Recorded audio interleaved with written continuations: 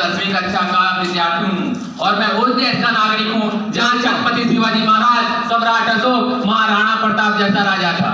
जी हाँ, मैं उस देश का नागरिक हूँ जहाँ वीर शहीद भगत सिंह, चंद्रशेखर आजाद, सुभाष चंद्र बोस जैसे वीरों ने जन्म लिया था।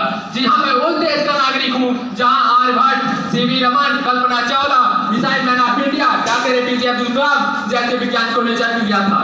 जी हाँ, मैं उस देश का नागरिक हूँ जहाँ डॉक्टर राम बहादुर यादव जी, प्यार नम्रता सहनशीलता की देवी स्वर्गीय Shrimati Mangala Devi ji, symbol of knowledge, Bharat Ratna doctor Bhimrao Ambedkar ji जैसे संतों महापुरुषों ने जहाँ जन्म लिया था। जी हाँ, मैं उस देश का नागरिक हूँ जहाँ पर 50 मील पर रूप, रंग, पहनावा, मजहब बदल जाता था। जी हाँ, मैं उस देश का नागरिक हूँ जहाँ हर डाल में सोने की चिड़िया को पाया जाता था। जी हाँ, मैं उस देश का नागरिक हूँ जहाँ जिसे अपने भूगोल से पहले ये पूरे ब्रह्मांड का भूगोल समझ में आता था कि ना सरकार मेरी है ना खुदा मेरा है, ना सरकार मेरी है ना खुदा मेरा है और ना ही बड़ा सा नाम मेरा है। बस इतनी सी बात का गुरूर है मुझे, बस इतनी सी बात का गुरूर है मुझे कि मैं भारत का हूँ और भारत हिंदुस्तान मेरा है और भारत हिंदुस्तान मेरा है। और हमारे देश स्वरूप में हमारे साथ श्रीमान जन्मेजय यादव सर जी और प्रिय विद्यार्थी देवस्वरूप प्रधानाचार्य महोदय, देवस्वरूप अध्यापकगण, श्रीमान रवि कुमार सर, श्रीमान संतोष सर, मैं ऐसे ब्रह्मस्वरूप अध्यापकगण को प्रणाम करता हूँ। कहते हैं ना कि गुरुर ब्रह्मा, गुरुर विष्णु, गुरुर देव महेश्वरा, गुरुर साक्षात ब्रह्म ब्रह्म, तस्मै श्री गुरुवे नमः, तस्मै श्री गुरुवे नमः। और मैं अपने जन्मदाता ब्रह्मस्वरूप माता पिता जो हमें इस हिंदुस्तान और इस हिंदुस्तान के संस्कृति पर और इस हिंदुस्तान के तिरंगों पर हमें गर्व करना सिखाया, मैं ऐसे माता पिता को आभार प्रकट करता हूँ। जैसा कि हम सबको मालूम होगा कि आज 15 अगस्त स्वतंत्रता दिवस है। जी हाँ, आज से 74 साल पहले हमारा भारत देश अंग्रेजों के चंगुल से आजाद हुआ था। कहते हैं अगर एक मजबूत दीवार को एक ही हथौड़े से गिरा दिया जाए तो इसका मतलब ये नहीं होता है कि वह उसी हथौड़े से गिरा हो। ठीक इसी प्रकार गुलामी रूपी दीवार को एक ही हथौड़े से नहीं गिरा है कि जो 1947 में ही सिर्फ जो हथौड़ा पड़ा उसी से नहीं गिरा है। इससे पहले भी हमारे देश के मंगल पांडे, सुभाष चंद्र बोस, चंद्रशेखर आजाद, रानी लक्ष्मीबाई, वीर कुंवर सिंह जैसे वीरों ने कई हथौड़े मारे, तब जाकर हिंदुस्तान देश हमारा आजाद हुआ। कहते हैं कि आओ देश का सम्मान करें, कि आओ देश का सम्मान करें, आओ वीरों की शहादत याद करें जो कुर्बान हो गए हैं मेरे वतन पर, जो कुर्बान हो गए हैं मेरे वतन पर। आओ उन्हें सिर झुकाकर सलाम करें, कि आओ उन्हें सिर झुकाकर सलाम करें। आजादी का पहला दौर सन 1857 में हमारे भारतीय वीरों ने अंग्रेजों को इतनी बुरी तरह मारा कि आप समझ सकते हैं जब यहाँ पर एक निर्दोष सांप निकल जाता है तो उसे इतनी बुरी तरह मारते हैं जब तक वो ऐठना ना बंद कर दे, भले ही वो 10-12 मिनट पहले ही मर चुका है। ग्रामीण एरियो में अक्सर कहते हैं पहले इसकी आंखें फोड़ो कहीं फोटो ना खींच ले। ठीक इसी प्रकार सांप से भी पूरी तरह से प्रथम क्रांतिकारी मंगल पांडे और कुछ सैनिकों ने अंग्रेजों को इतनी बुरी तरह मारा, एकदम मारकर भिक्षा बना दिया। कहते हैं जब जब भारत माता के दामन पर किसी ने नजर उठाई है तब तब भारत माता के वीरों ने दुश्मन की औकात दिखाई है, तब तब भारत माता के वीरों ने दुश्मन की औकात दिखाई है। पुनः उसी साल चमक उठी सन 57 में वह तलवार पुरानी थी, बुंदे ने हरमोलों के मुंह से हमने सुनी कहानी थी, खूब लड़ी मर्दानी हो तो झांसी वाली रानी थी।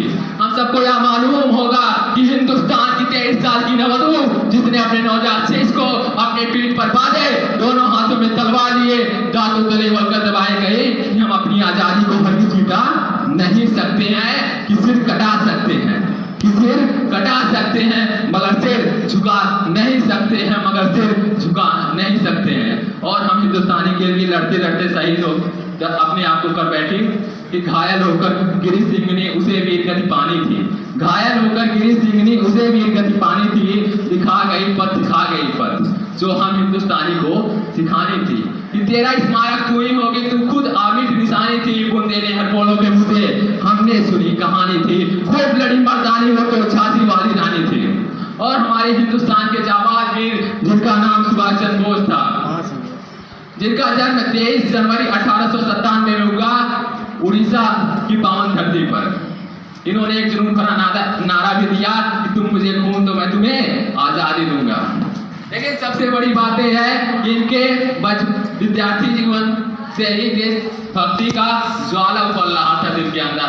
बाद में इनके पिता जो कि एक बैरिस्टर थे, उन्होंने कहा कि बेटा तू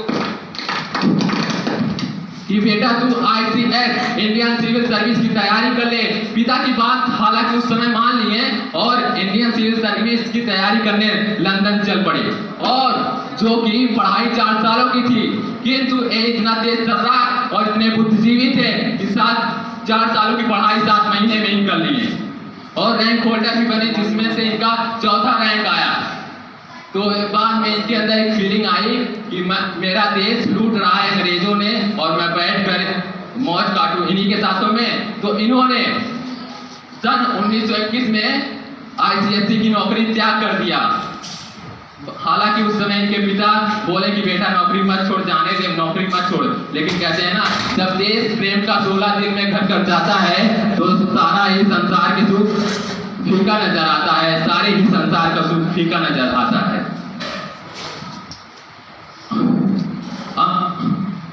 और कुछ लोग सिर्फ अपना पेट पालते हैं और वे एक दिन मर भी जाते हैं तो उन्हें कोई नहीं पूछता और ना ही पूछता है। कहते हैं कि जो अब तक न खोला वो खून नहीं पानी है, जो अब तक न खोला वो खून नहीं पानी है, जो देश के लिए काम ना आए बेकार सी जवानी है, बेकार सी जवानी है। अरे वो भी एक हिंदुस्तानी थे जिनका नाम वीर शहीद भगत सिंह था, जिनके अंदर बचपन से ही देश के लिए बिलीफ पावर इतना स्ट्रॉन्ग था कि एक बार इनके माता पिता ने बोला कि बेटा तेरी शादी तय हो गई है, तू शादी कर ले। तो इन्होंने कानपुर चिट्ठी लिखकर वहां से भाग गए और उस चिट्ठी में लिखते हैं कि मैं अपना शरीर पूरे अपने देश के नाम करना चाहता हूँ। एक लड़की को मैं अपना ये शरीर नहीं दे सकता, मैं अपना जीवन अपने देश के नाम कर रहा हूँ आज से। तो ऐसे होता है देशभक्ति, ऐसे होते हैं देश प्रेमी जिनके अंदर देश के लिए बिलीफ बहुत इतना स्ट्रांग होता है। कहते हैं कि जो कहते हैं लड़े जंग वीरों की तरह, कि लड़े जंग वीरों की तरह फूल खोला फौलाद हुआ, कि लड़े जंग वीरों की तरह फूल खोला फौलाद हुआ, मरते दम तक डटे रहे हुए तभी तो देश आजाद हुआ, तभी तो देश आजाद हुआ। देखिए, भारतीय इतिहास इंसान तभी रचता है जब उसके अंदर जुनून होता है, जब वो जिद्दीपन हो जाता है। तो हम सब हिंदुस्तानी को अपने अंदर जुनून और जिद्दपना को लाना चाहिए, क्योंकि जब आप अपने जिद्दपना और जुनून को पालेंगे तो पाकिस्तान चाइना की क्या औकात किया भारत माता के आंचल पर नजर भी उठा सके। भारत माता की आंचल की बात छोड़ो, भारत माता के नाबालिग बच्चों को भी आप नहीं दिखा सकती। कहते हैं कि फना होने की इजाजत ली नहीं जाती है, फना होने की इजाजत ली नहीं जाती है। ये वतन की मोहब्बत है जनाब, ये वतन की मोहब्बत है जनाब, पूछ कर की नहीं जाती है, पूछ कर की नहीं जाती है। अरे उन भारतीय सैनिक से जाकर पूछिए कि देशभक्ति क्या होती है। कहते हैं हर कोई आजाद है, हर कोई मनमौजी है, कि हर कोई आजाद है, हर कोई मनमौजी है, क्योंकि बॉर्डर पर खड़ा एक फौजी है, क्योंकि बॉर्डर पर खड़ा एक फौजी है। अरे भारतीय सैनिक जो अपने लिए नहीं, अपने पूरे हिंदुस्तान के लिए जीवन देते हैं, अपने हिंदुस्तान की सुरक्षा के लिए जीवन देते हैं, जिनके दिलों से एक आवाज आती है कि किसी गजरे की खुशबू को महकता छोड़ आया हूँ, किसी के गजरे के खुशबू को महकता छोड़ आया हूँ, मैं अपनी चाल सी चिड़िया को चहकता छोड़ आया हूँ। मुझे अपने आंचल में बसा लेना है धरती माँ, क्योंकि मैं अपने माँ के बाहों को तरसता छोड़ आया हूँ, क्योंकि मैं अपने माँ के बाहों को तरसता छोड़ आया हूँ। मैं ऐसे वीरों को सलाम करता हूँ और उनके सलामती के लिए भगवान से प्रार्थना करता हूँ। ज्यादा शब्दों का सहारा ना लेते हुए बस अपनी वाणी को विराम देता हूँ। जय हिंद, जय भारत, जय संविधान।